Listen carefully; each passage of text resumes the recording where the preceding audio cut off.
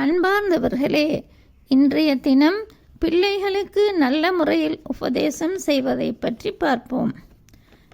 எனக்கு எவருடைய உபதேசமும் தேவையில்லை என்று சொல்பவர்களை பார்த்திருக்கிறோம். யாராவது அறிவுரை கூறும் போது முகத்தை சுளிக்கும் பலரை கண்டிருக்கிறோம். அதே நேரம் எந்த ஒரு வேலை தொடங்கும் போதும் அறிவுரை உபதேசம் கேட்கும் மனிதர்களையும் கண்டிருக்கிறோம்.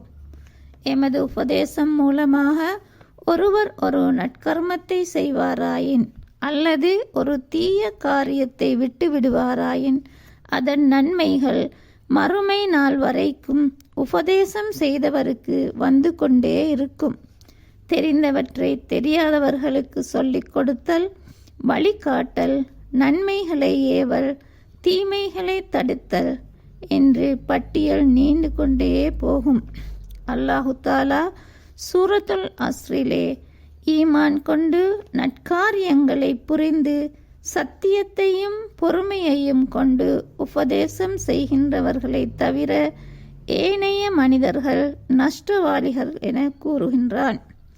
இங்கே பொறுமையை கொண்டும் உபதேசம் செய்கின்றவர்களை தவிர என்று அல்லாஹு தாலா தெளிவாக கூறுகின்றான்.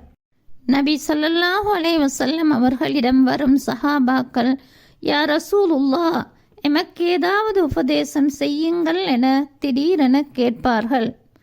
இன்னொரு மனிதனின் உபதேசத்தை நான் ஏன் கேட்க வேண்டும்? அவனது உபதேசத்தின்படி நான் வாழ்வதா? எனக்கு ஆலோசனை கூற அவன் யார் என்ற கேள்விகள் எம்மனதினுள் தோன்றிவிடுகின்றன. இன்னொருவனுடைய உபதேசம் கேட்க எமது கர்வம் இடமளிப்பதில்லை. ஆனால் நல்லவற்றை கொண்டு உபதேசம் செய்வதை ஈமானிய பண்பாக அல் குர்ஆன் சொல்கிறது. நாம் எமது பிள்ளைகளுக்கு உபதேசம் செய்யும் போது அது அவர்களது உள்ளத்தை தாக்கிவிடாமல் பார்த்து கொள்ள வேண்டும். இன்னொரு பிள்ளையுடன் அல்லது சகோதரனுடன் ஒப்பிட்டு உபதேசிக்க கூடாது. பிள்ளைகளின் குறைகளை பகிரங்கப்படுத்தி உபதேசிக்க கூடாது. இன்று எமது சமூகம் பிள்ளைகளுக்கு உபதேசம் செய்யும் பெற்றோரை வேண்டி நிற்கிறது.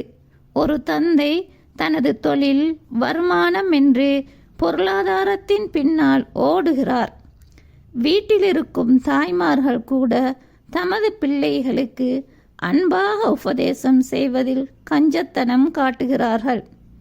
அன்பார்ந்த பெற்றோர்களே, 100 பேரிடமிருந்து கிடைக்கும் உபதேசங்களை விட இரக்கமுள்ள ஒரு தந்தை அல்லது அன்பான தாயிடமிருந்து கிடைக்கும் அறிவுரையானது வாழ்நாள் முழுதும் அப்பிள்ளைகளுக்கு போதுமானதாகும்.